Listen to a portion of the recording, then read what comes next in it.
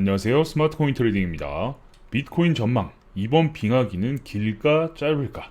디파이가 박살나면 2018 어게인. 디파이가 박살난다 라는 건 정말 어마무시한 일입니다. 과연 어떤 위험들이 있는지, 지금 상황은 어떤 상황인지 보도록 하겠습니다. 이번 코인 빙하기는 짧을까 길까? 코인 빙하기는 이미 왔고 이걸 빨리 극복할 수 있느냐 없느냐를 알아야 우리도 존버 기간을 대략 예상할 수 있다. 그죠? 코인 빙하기가 현재 왔다라고 볼 수 있겠죠. 비트코인이 굉장히 많이 하락을 했기 때문에 코인의 빙하기가 왔다라고들 많이 생각하고 있고, 어쨌든 이걸 극복을 할 수 있어야 다시 방향이 상승으로 올라가겠죠. 그래서 이걸 얼마나 우리가 기다려야 될지, 어떤 상황인지 보겠습니다. 다 같이 영차 해보죠. 이거 굉장히 유명한 짤이죠. 이거 2018년도에 한참 돌아다녔던 짤입니다. 영차고 나발이고 저희 다 큰일 난 것 같습니다만이라고 했던 짤 유명하죠. 19년, 20년도에 빙하기가 온 이유는 당시 코인들이 자기 가치만 올리는 데 치중했기 때문이다. 이게 정말 중요한 내용입니다. 이를테면 생태계를 구축하는 게 아니라 나도 코인을 하나 파서 새로 거래소 상장 하나 하고 한판 땡겨야지 말고는 파생 비즈니스가 없었다. 그렇죠. 다들 가지고 있는 보통의 아이디어 하나 가지고 이렇게 무슨 에코시스템이니 뭐 하니 짜놓고 코인 만들어서 상장피 주고 거래소에 상장시키고 한번 돈 땡기고 튀어야겠다, 이런 생각을 하는 쪽이 많았다라는 거죠. 개발 역량과 코인에 대한 이해를 가지고 있으면 나도 씨발 코인이나 만들어서 땡겨야지 였다라는 거죠. 그래서 실력 있는 개발자들은 뭐 한 번쯤은 털어먹는 게 정상 아니야? 라고 생각하시는 분들도 있더라고요. 그러다 보니 매도해야 하는 타이밍 때 시장 파괴급 빤스러 말고는 방법이 없었다. 그러니까 비트가 내리기 시작하면서 알트도 함께 연쇄적으로 내리니까 전부 다 그냥 다 갖다 팔아버렸다. 그러다 보니까 연쇄적으로 하락이 나오는 데서 더 하락이 나오고 더 깊은 하락이 나올 수밖에 없었다라는 거죠. 평소 속이 안 좋은 사람은 가끔 난 장이 일자인가봐 라는 말을 한다. 먹으면 바로 뒤로 나오는 구조처럼 당시에는 소장, 대장, CBD장, 지방으로 에너지 축적하고 뭐 이런 게 없었다. 그죠? 어쨌든 간에 전부 다 그냥 코인 하나 만들어서 그 코인을 어떻게 활용할지에 대한 것들은 없었다라는 거죠. 그래서 장이 일자인가봐 라고 했던 것처럼 아주 코인 시장도 단순했다라는 겁니다. 거래소에서 냅다 던지는 게 유일한 엑시트 방법이었다. 어쨌든 다른 개미들한테 물량 던지고 도망가는 거, 그리고 뭐 거래소에 상장하기 전에도 ICO로 이미 다른 사람들의 돈을 모금을 했죠. 모금해서 들고 나른 돈들이 많다라고도 볼 수 있겠습니다. 2022년 나는 이번에는 다르다고 생각했다. 예를 들면 디파이, TVL, 랜딩 서비스 같은 경우는 빅플레이어들이 굳이 시장 파괴급 물량을 매도하지 않더라도 양심껏 이더, USDT, BTC로 자금을 바꿔서 지가 쓰고 싶은 곳, 투자하고 싶은 곳에 쓸 수 있게 생태계 같은 게 만들어졌다. 그러니까 예전 같으면 그냥 가지고 있는 코인을 거래소, 시장에 갖다 팔아가지고 시장 하락을 만들었다면, 지금 같은 경우는 이 빅플레이어들, 코인을 많이 가지고 있는 고래들이 디파이나 다른 서비스들을 이용해서 내가 가지고 있는 이 코인을 이용해서 다른 코인으로 대출을 받거나 바꿔서 이걸 가지고 활용을 할 수 있도록 만들었다라는 겁니다. 그러니까 중앙화 거래소를 통하지 않더라도 간접적으로 현금화를 하던지 아니면 내가 필요한 곳에 돈을 사용할 수 있도록 매도를 하지 않아도 되는 구조가 만들어졌다라는 거죠. 스왑 시스템에서 스테이킹, 랜딩 등등 2018년도와 비교하면 하늘과 땅 차이다. 어마어마한 서비스들이 많이 생겼고 이렇게 시장을 나름 보호할 수 있는 구조도 생겼다라는 거죠. 그래서 이 모든 게 동시에 무너지지 않으면 2018년처럼 심각한 크립토 기근이 오진 않을 것이라 생각했다. 이게 무너질 리가 없다라고도 많이들 생각을 했죠. 근데 이 패들이 하나씩 파도에 꺾여 나가고 있다. 다들 어마어마한 구조가 생겼다. 그래서 시장에 큰 충격 없이 다양하게 코인 시장이 좋아질 거다 라고 이야기를 했는데, 이런 여러가지 시스템들이 생기면서 사람들이 야, 코인 시장 진짜 많이 커졌다 라고 기대를 많이 했는데, 이게 지금 이 하락에 연쇄적으로 부러지고 있다라는 거죠. 그렇다면 현재 비트코인은 어떤 상황인지 잠시 보고 가겠습니다. 비트코인 같은 경우는 18,000불을 잠시 깨고 내려갔다가 현재 반등 중에 있죠. 그래서 단기적으로 여기에 쌓여있던 고비율 물량들이 청산되면서 올라가고 있습니다. 21,200불대에 쌓여있던 고배율 청산 물량이 굉장히 많았는데 가격이 여기까지 올라왔기 때문에 얘네들은 정리가 됐을 것이다 라고 볼 수 있겠고, 숏 포지션 물량들이 많이 줄어들었기 때문에 상승으로 갈 수 있는 여력이 또 추가적으로 생길 수 있다 라고도 볼 수 있겠습니다. 이렇게 움직임이 나오고 나서 횡보를 할 때는 청산맵을 활용해서 매매를 하시면 도움이 되니까 청산맵을 참고해서 매매하시면 되겠습니다. 청산맵을 무료로 볼 수 있는 사이트 주소는 제가 영상 하단에 남겨두도록 하겠습니다. 자동차 내비게이션에 재미있는 현상이 하나 있다. 요즘은 내비게이션 없으면 다들 운전하기가 힘들죠. 예를 들면 도로에 차가 막히면 내비를 기반으로 운전하는 사람들에게 앱은 우회로를 알려준다.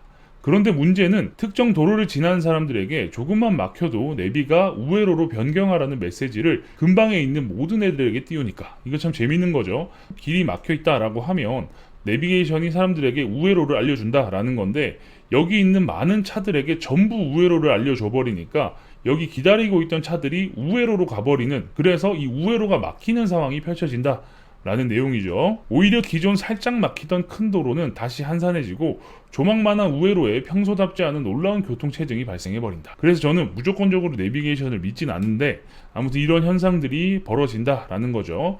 이런 현상들이 코인에도 있었다.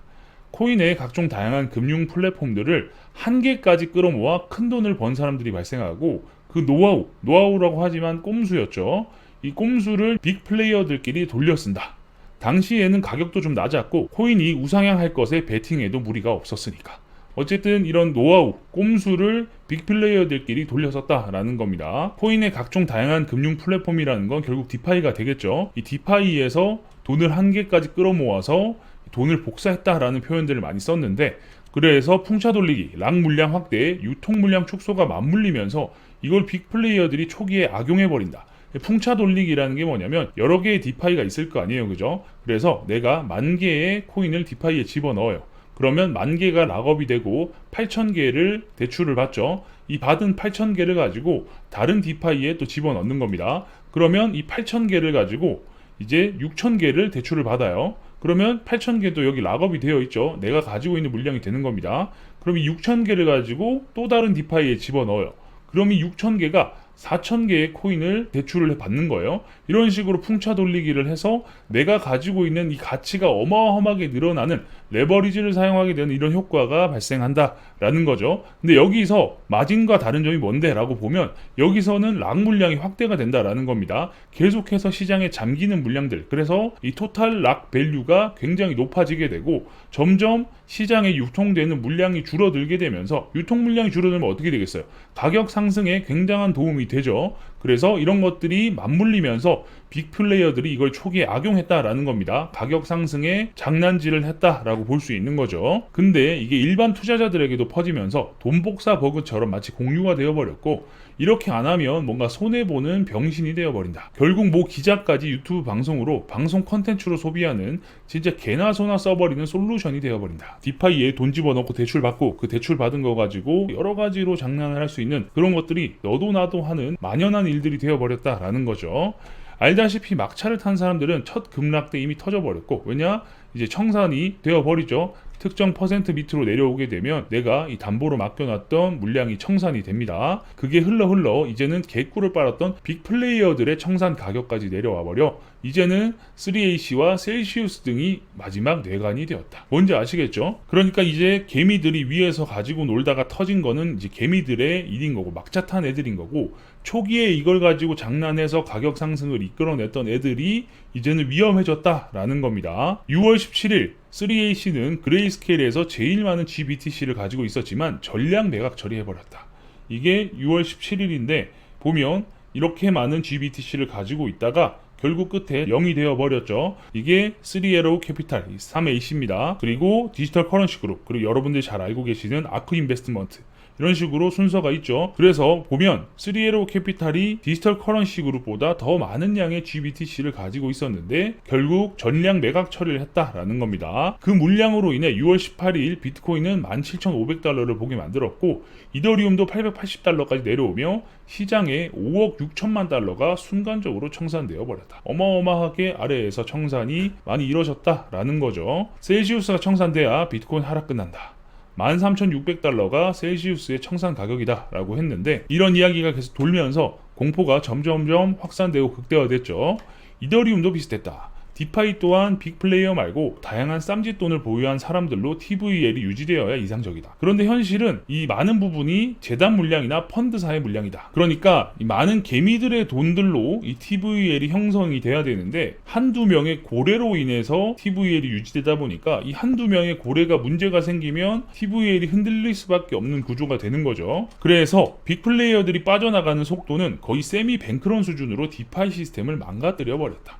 이 TVL이 이렇게 계속 오르다가 한 번에 이렇게 꺾여 버린 거예요. 뭐 코인 가격 떨어지듯이 거의 뭐 뱅크런 수준이라고 볼 수 있겠죠. 게다가 루나 U 알고리즘 스테이블 플러스 일반 스테이블의 디패깅 이슈는 한 방에 크립토를 죽일 수 없으니 주변 시스템으로부터 천천히 말려 죽여서 생태계를 다소 단순화시키는 상황으로 만들고 있다. 그죠? 루나 사태로 인해서 코인 시장에 엄청난 충격을 줬고 코인의 하락에 영향을 준 희대의 사건이죠. 그로 인해서 알고리즘 스테이블, 일반 스테이블의 디패깅 이슈로 또 굉장한 공포를 만들어내고 있습니다. 그 과정에서 TVL 구성 비율의 차트에 스테이킹 코인들이 물밀듯이 빠져나가 버렸고 그중 이더리움이 급격하게 이탈해버렸다. 시장의 하락에 대한 공포, 코인 이거 사기다, 코인 이거 잘못되면 전부 다 날아가겠다, 이런 공포들이 커지다 보니까 이더리움의 TVL도 굉장히 많이 빠져나갔다라는 겁니다. 이 물량들은 모두 어떤 역할을 하느냐, 이 물량이라고 하면 급격하게 이탈한 물량을 이야기하는 겁니다. 바로 이더리움을 끊임없이 내리게 하는 원동력이 되었다. 그러니까 디파이에서 빠져나온 이 이더리움들을 계속해서 시장에 던졌다라는 겁니다. 뭐 물론 강제 청산도 있겠죠. 그래서 당시 이더리움 망했나요? 라는 글이 게시판에 종종 올라오기도 했다. 물론 이제 500만 원의 이더리움 사신 분들은 엄청난 공포를 느끼셨겠죠. 특히 6월 10일에서 17일 사이에 급격하게 줄었기 때문에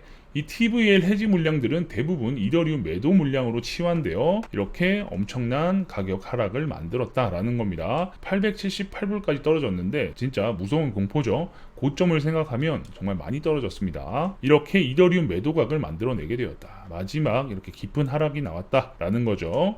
이 모든 수라와 같은 시기가 일단은 잠깐 진정되었다. 엄청난 공포가 계속해서 시장에 있었는데 급격한 하락은 이제 어느 정도 진정이 되고 약간의 반등이 나온 상황이죠. 다행히 디파이 랜딩의 코인 담보 청산은 당분간 공백 상태다. 그러니까 코인 담보가 청산된다라는 게 말씀드렸다시피 빌린 돈을 갚지 못해서 청산이 되는 거죠. 이 가격에 도달하게 되면 강제로 청산시키는 마진콜 형태가 되는 건데 당분간은 엄청난 수량의 코인 담보 청산은 없다라고 볼 수 있는 거죠. 최근 담보를 더 많이 집어넣기도 했고 특히 이더의 경우 여기서 반토막이 나도 버틸 수 있도록 리스크 보정이 되어 있다. 어쨌든 돈을 빌리든 어떻게 해서든 다 담보금을 채워 넣었다라는 거죠. 심지어 솔랜드는 다수결의 힘을 이용해 청산 노출을 방치하는 녀석의 계정을 인수하는 웃지 못한 일이 벌어졌다. 그러니까 대량의 청산이 일어날 수 있는 계정이 있으니까 얘가 청산되면 시장에 영향이 당연히 미칠 수밖에 없죠. 그 여파를 막기 위해서 이놈의 계정을 인수하겠다라고 이야기를 한 거예요. 이래도 되나 싶다만 아무튼 지금은 비상사태니까 잠깐 머리에서 양심과 도덕을 덜어내는 분들로 인해 어찌어찌 지금 살짝 평화가 찾아왔다. 정말 말도 안 되는 일이 벌어지고 있는데 다음 영상으로 솔랜드와 관련된 영상을 만들어 보도록 하겠습니다. 아무튼 지금은 이제 많이 안전해지고 보통 모더레이트까지 내려온 상황이에요. 위험했다가 이제 세이프와 모더레이트 수준으로 다들 돈을 더 집어넣어서 안전하게 만들었다라는 거죠. 주말 사이에 TVL이 눈에 띄게 하락한 애들도 잘 없어서 이번 주는 디파이 이슈는 조금 잠잠하지 않을까 싶다. 뺄 생각이 있는 애들은 다 뺐다는 이야기다. 어쨌든 이 코인 시장에 묶여있는 TVL이 하락하던 게 어느 정도 멈췄다라는 건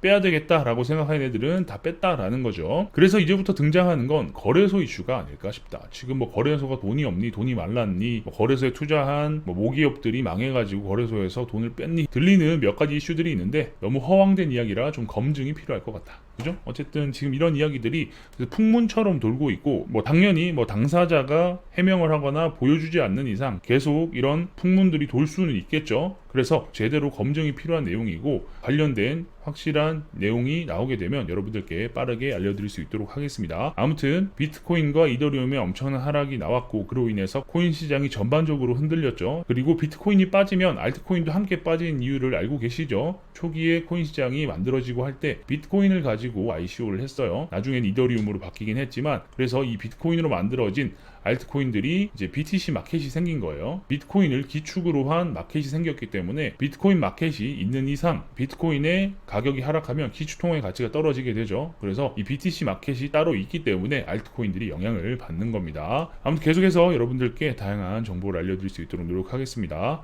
영상이 괜찮으셨다면 구독과 좋아요도 눌러주시고요. 알림 설정을 눌러놓으시면 누구보다 빠르게 새로운 정보를 받아보실 수 있으니까 구독, 좋아요, 알림 설정까지 눌러주시면 감사하겠습니다. 궁금한 게 있으신 분들은 저희 커뮤니티에 들어오셔서 질문 남겨주시면 됩니다. 영상 하단에 커뮤니티 주소가 있으니까요. 클릭해서 입장하시면 되고 경기도 웨일린 블로그 주소도 영상 하단에 있습니다. 클릭해서 들어가 보시는 것을 추천드리는데 이 글뿐만 아니라 과거 글부터 최신 글까지 한번 쭉 보시면 코인과 관련된 인사이트를 넓히시는데 많은 도움이 되실 겁니다. 그럼 전 다음 영상에서 뵙겠습니다. 감사합니다.